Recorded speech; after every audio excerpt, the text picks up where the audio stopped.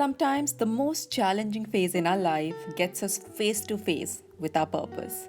I'm blessed to sit and chat with many inspiring women, but this week was surely a special one. Danielle Wilson Naqvi, a beautiful woman with a strong desire to bring about a change. A savvy, suave entrepreneur with a mantra of making a difference is what makes Danielle a soulful human being. She is born in United Kingdom and has been living in Dubai for the past 20 years. She has a vision and perseverance to make her dreams come true. Over the years, Danielle has worn many hats. She owns CSPR Group, a boutique PR agency focusing on female brands, SassyMamaDubai.com, a go-to online guide for the modern mama, running a charity organization, the ZB Foundation, which is revolutionizing the newborn screening tests in Pakistan. And she herself is always being on duty as a sassy mama to her 3 beautiful kids. And this sassy mama is sailing stylishly from meeting to school to dinners to style-savvy functions. But her strength lies within the love and passion that she has for kids. With all her achievements, the biggest is her charity organization that was born out of a tragic loss of her beautiful daughter, Zahra Beau. Let's hear her story. Danny, it's such a pleasure to have you on the show. Thank you so much for asking me. I really appreciate it.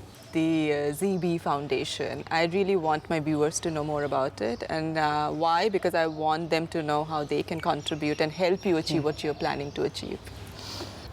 Thank you so much.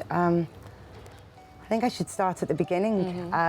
When my husband and I first met, I'd always wanted to adopt. He'd always wanted to adopt, but I never knew where.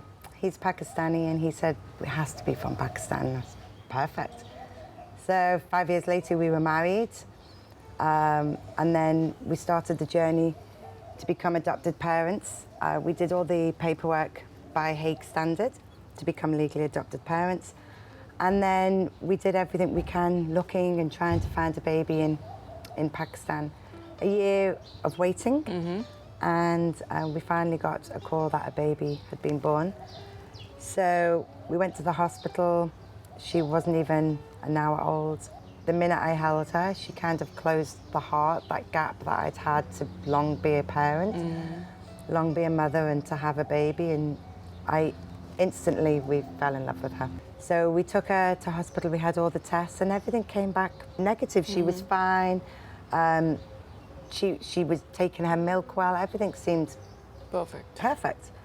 Then we came back to Dubai, and about 6 weeks we started to notice her being a little bit weak. But I'd been to the doctors here and they said everything was fine. One doctor did mention if we'd have had a heel prick test. I didn't know what that meant. I said we hadn't, and he just said it's fine, don't worry about it. 3.5 months, she took a really serious turn for the worse. And I woke up one morning and she was blue in her cot. Oh my God. I took her straight to the hospital. They were trying to revive her, put a line in her, and she just wasn't responding. They did get a line in, and she spent 17 days in ICU, and she was severely sick.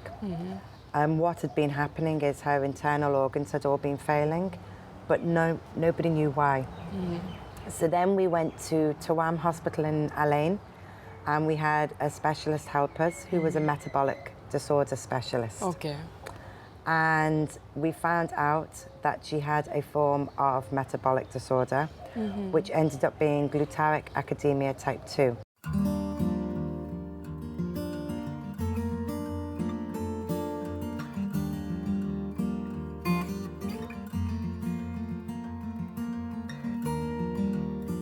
She died. She did die after 17 days, so she died at 4 months old.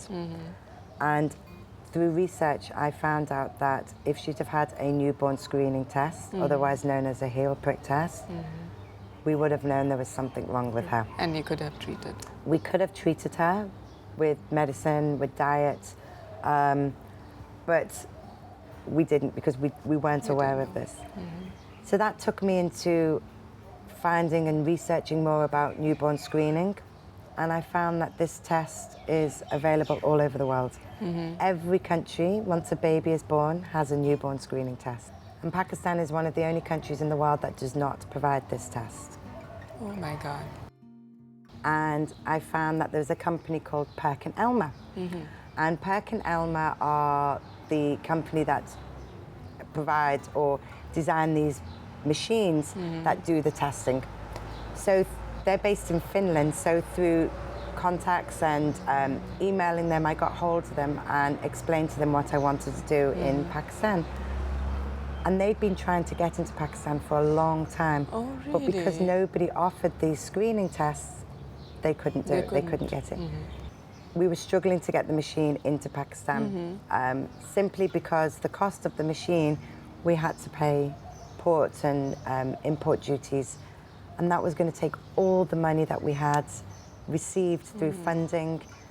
So it took so long, but we finally got approval for it to be brought into the country and not have to pay any costs. Okay. It's now in our own clinic. We have a board of directors, a board of doctors. They're now actually put this machine in the clinic and they're testing babies.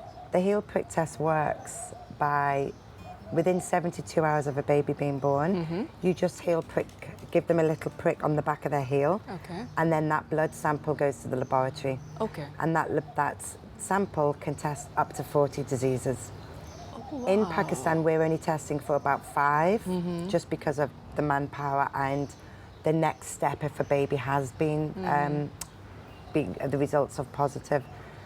So up to date, we've tested about 100 babies. A lot of them sadly did die because they either got the test too late. Okay. But we have managed to inform people that this is what your child had and explain to them for their next child, or whether it be because of the genes of the parents that has made it so that they have this metabolic disorder. So it's really going in the... So something like this, and to continue something like this, you obviously need funding. And how do you go about raising that? I'm very fortunate to have great friends and family who support us with funding. They spread the word, but it's trying to be creative. We launched with 4 fashion designers in December. We launched a fantastic T-shirt on the wings of an angel. And every T-shirt covered the cost of a newborn screening. Oh, wow, that's amazing. So for everyone that wore a T-shirt, one baby had been tested.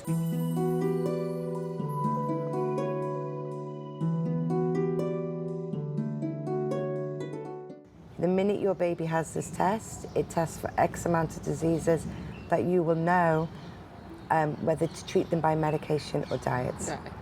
And that will save them for the rest of their life. And if Zara had had this test at birth, she would be alive today. I know a lot of people are watching this right now. If they want to help you, how can they come forward and help you? Well, they can go to our website, thezbfoundation.com. All the information's up there. We're very transparent with what we do. We're fully audited. We have our bank accounts in Pakistan. Our email addresses are there. Contact us. We'll come and meet you. We can provide you all the documents that you need, show you what we're doing, and yeah, everything's there. Last but not the least, you have 3 kids and a full family and a couple of businesses and this foundation. How do you balance everything? For me, I think it's about every day just being grateful and happy, and things fall into place. I mean, sometimes I think, wow, did I do all that today? And the kids' schooling, but I think if you're happy and you have the right goal, I think things do fall into place for you. And I'm very fortunate that I believe Zara looks out for us, and she's always watching us, so she always keeps us on the straight and narrow, and she supports me a lot. And that's amazing, and that's a very powerful message that you gave out, is that be grateful and be happy and everything falls into place. Absolutely, don't complain. I can't complain about my children because it took me so long to get them. I think after losing Zara, we kind of realized that I became her, she's my motivation, but I was her voice. I was the one that needed to do what she was obviously here. This is the reason why I really like to have a chat with women like you, because you all inspire me and inspire everyone who's watching. Thank you so much for taking this time out and talking to me. I really appreciate it. Thank you. Me too. Thank you.